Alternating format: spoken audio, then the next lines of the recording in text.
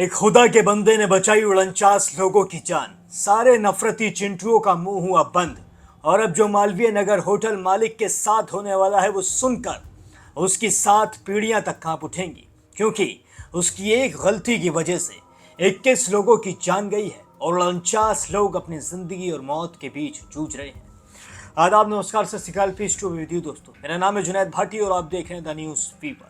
मालवीय नगर के hotel flourish stay में आग लगी है, ये तो आपको पता ही चल चुका होगा। इस आग की वजह से 21 लोगों ने अपनी जान गंवा दी और ऐसी ऐसी तस्वीरें सामने आई हैं जिन्हें देखकर आंखों से आंसू रुक नहीं रहे। जी हाँ, एक कपल तो गले लगा हुआ इस आग में झुलस कर मर गया। जी हाँ, ऐसे कितने लोग हैं जो इस आग से अपनी जान बचाने के लिए घंटों तक तड़पते रहे, लेकिन फिर भी अपनी जान बचा नहीं पाए। 70 के 70 लोग इस फ्लोरिश स्टे होटल में शामिल थे जिस वक्त आग लगी थी। 21 लोगों की मौत हो गई, लेकिन 49 लोगों को एक ऐसे शख्स ने बचाया जो शायद एक फरिश्ता बनकर इनके लिए आया था। इस शख्स का नाम है रियाजुद्दीन मंसूरी। जी हाँ, यही खुदा का बंदा वहां पर बैठा हुआ था। इसकी गद्दे और चादरों की दुकान है। जब आग लगी तो इस शख्स ने देखा कि लोग होटल के अंदर फंस चुके हैं, अब इन्हें किसी भी कीमत पर बचाया नहीं जा सकता है। तो इनके दिमाग में ख्याल आता है कि इनकी दुकान के अंदर जो गद्दे रखे हैं वो उन गद्दों को सड़क पर डालें और फिर जितने भी लोग इस होटल के अंदर फंसे हैं उनसे बोलें कि इन गद्दों पर कूदो, शायद चोट लगेगी लेकिन जिंदगी बच जाएगी। अगर गद्दे नहीं होंगे तो सीधे जमीन पर आके ये लोग पड़ेंगे और गिरने से इनकी मौत हो जाएगी। इन गद्दों की कीमत लाखों रुपए में बताई जा रही है। अगर रियाजुद्दीन मंसूरी चाहते तो वहां से चुपचाप निकल लेते।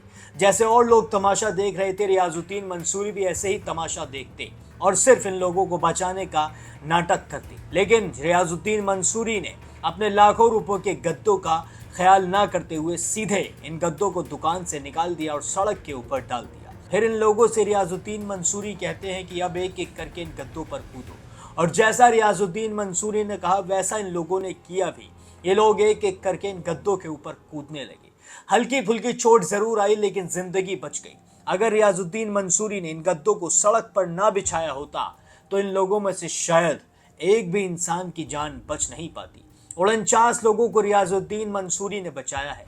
जब रियाजुद्दीन मंसूरी से पूछा गया कि आपके दिमाग में ख्याल कैसे आया, आपने अपने लाखों रुपयों के गद्दों का ख्याल क्यों नहीं किया, तो इस पर रियाजुद्दीन मंसूरी ने बड़ा अच्छा जवाब दिया। रियाजुद्दीन मंसूरी ने कहा कि मैंने बिना किसी का धर्म देखे, बिना किसी के मजहब को देखे सिर्फ और सिर्फ इंसानियत का रास्ता चुना। मुझे पता था कि मेरा लाखों रुपए का नुकसान होने वाला है, लेकिन लाखों का हो या करोड़ों का नुकसान हो, एक इंसान की जिंदगी से बड़ा ये नुकसान नहीं हो सकता है। अगर मैंने इन 49 लोगों की जान बचाई है तो फिर मैंने बहुत अच्छा काम किया है। मेरा लाखों का नुकसान बेशक क्यों ना हुआ हो, लेकिन खुदा ने जो मुझे सवाब दिया होगा वो मैं पूरी जिंदगी मेहनत करके भी नहीं कमा सकता था, जो मैंने ये करके कमा लिया है। रियाजुद्दीन मंसूरी ने साफ कर दिया है कि उन्होंने सिर्फ एक अच्छे नेक दिल से इन लोगों की जान बचाई है। उन्हें लाखों करोड़ों के नुकसान की कोई भी परवाह नहीं है। कारोबार तो फिर चल जाएगा, लेकिन अगर इन लोगों की जान चली जाती तो दोबारा से वो जान वापस नहीं मिल पाती।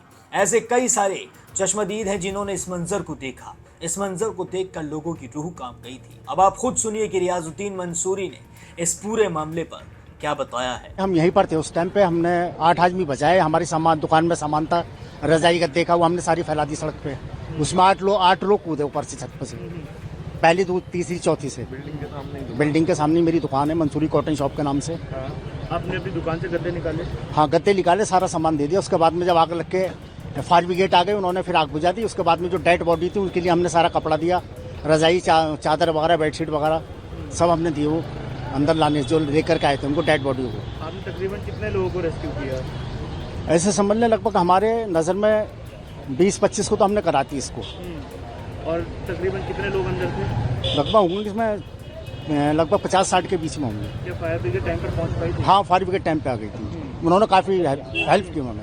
लोग किस प्रकार से बाहर है? जैसे आपने गद्दे बिछाए हुए थे, कितने ऊपर से लोगों ने छलांग लगाई, कितने मंजिलों से? चौथी मंजिल से कूदे, तीसरी से, दूसरी से, ऐसे कूदे ये लोग सब। फिर उसके बाद में फायर ब्रिगेड ने अपना कंट्रोल कर लिया, आगे आग बुझा दी। फिर उन्होंने, उनके साथ में पब्लिक भी लगी, मेरा बेटा भी लगा, अरमान मंसूरी। आप लोगों ने क्या अंदर जाकर भी लोगों को निकालने? हाँ, अंदर भी निकाला। जो हमारे साथ में 8 लड़के हैं जो इसी गांव के हैं, इसी मार्केट के हैं, उन्होंने काफ़ी हेल्प की इसमें। काफी हेल्प हुई। हाँ जी, हाँ जी। कितना समय लगा इस पूरे रेस्क्यू जो आप लोगों ने किया था इसमें गद्दे बिछाने में? लोगों को कैसे बताया गया कि वो कूद सके नीचे, गद्दे बिछाए गए? हमने गद्दे बिछा दिए, इशारे से उनको आवाज़ लगा के शोर मचा रहे थे, वो कहीं बचाओ बचाओ। मैंने कहा आप इस पे कूदें, इस पे आइए, इस पे कूदें। तो हालांकि चोट उनके भी लगी और जान बच गई उनकी।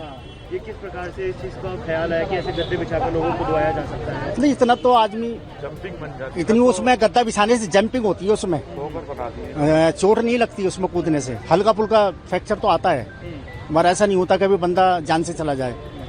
8 आदमियों की जान बचाए। दोस्तों, सुना आपने किस तरीके से रियाजुद्दीन मंसूरी ने कह दिया है कि उन्हें किसी भी तरीके के नुकसान की परवाह नहीं थी, सिर्फ और सिर्फ इन्हें लोगों की जान बचानी थी, और इन्होंने उन लोगों की जान बचाई भी। ऐसे कई सारे चश्मदीद हैं जिन्होंने इस मंजर को देखा। इस मंजर को देख के उनकी रूह कांप गई। आप सुनिए कि चश्मदीदों का क्या कहना है। हमने एक बंदा फर्स्ट फ्लोर से जो कूदा, वो तो बेचारा फर्स्ट फ्लोर से कूदा, उसके पैर में चोट लगी थी बस। उसके बाद तो मैक्सिमम मैंने गद्दे बिछा दिए। कोई 3rd फ्लोर से कूदा है, कोई 4th से कूदा है। वो बंदे गद्दों पे कूदे और वो बिल्कुल सेफ थे। आपने किस प्रकार से मदद की, जैसे आप बता रहे थे कल?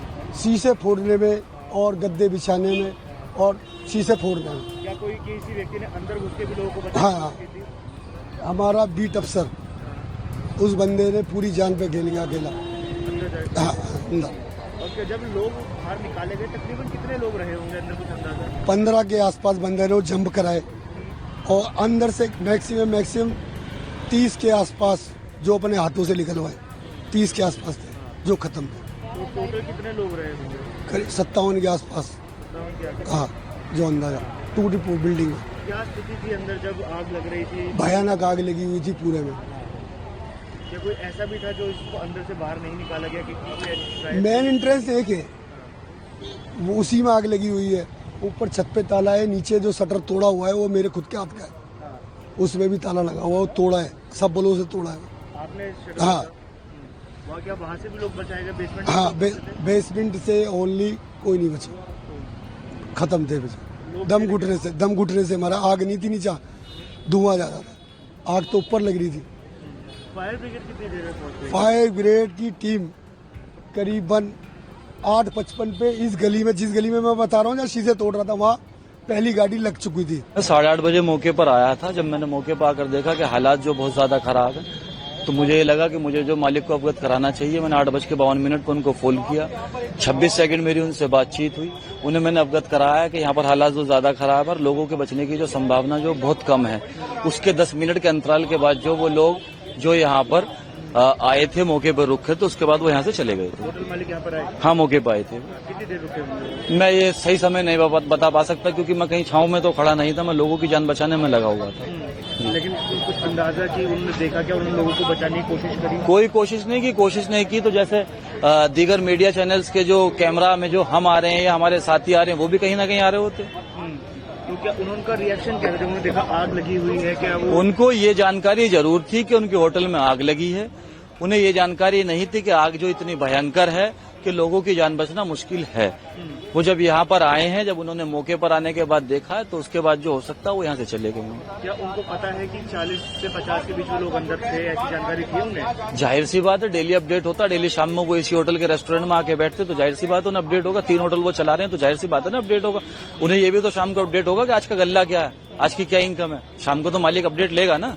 क्या आपके सामने स्टाफ से बात करने की कोशिश की उन्होंने? कोई फोन किया हो किसी को, कुछ ऐसा? हमारे सामने, मैं फिर वही बात कहूंगा, मैंने जब उन्हें मौके पे देखा है तो मैं उनके बराबर में खड़ा नहीं था। मैं जो छांव में नहीं खड़ा था, मैं आगे बढ़कर लोगों की मदद जितनी भी मेरे से संभव थी अपनी कैपेसिटी के हिसाब से मैं वो करने में लगा हुआ था। मेरी झलक जरूर गई थी। व्हाइट कलर की टी शर्ट पहने हुए तो वो बाहर खड़े थे। दोस्तों, सुना आपने किस तरीके से लोग बताते नजर आ रहे हैं कि कैसे 49 लोगों की जान बचाई गई और 21 लोगों ने अपनी जान गंवा दी। इन लोगों ने कभी अपने ख्वाब में भी नहीं सोचा होगा कि इस होटल में रुकने की वजह से उनकी जिंदगी हमेशा के लिए खत्म हो जाएगी। अब इस होटल के मालिक लवकेश बजाज को हिरासत में ले लिया गया है। पुलिस उससे जांच पड़ताल कर रही है, उससे पूछताछ कर रही है कि कैसे वो लीगल तरीके से लोगों को रुका रहा था, किस तरीके से सिर्फ और सिर्फ लिमिटेड चीज़ों से वो काम चला रहा था और उसने ज़िंदगी लोगों की सिर्फ और सिर्फ जूते की नोक पे रख रखी थी। अब ऐसे होटल मालिकों को सावधान रहने की ज़रूरत है। अगर कहीं भी इस तरीके की चीज़ दिखाई देती है तो पुलिस बख्शेगी नहीं। लवकेश बजाज और क्या क्या राज उगलता है ये देखना बाकी होगा। लेकिन रियाजुद्दीन मंसूरी की इस बहादुरी पर आपका क्या कहना है मुझे कमेंट करके ज़रूर बताइए। बाकी और भी सारे अपडेट्स के लिए द न्यूज़ फीवर को सब्सक्राइब करना बिल्कुल मत भूलिए।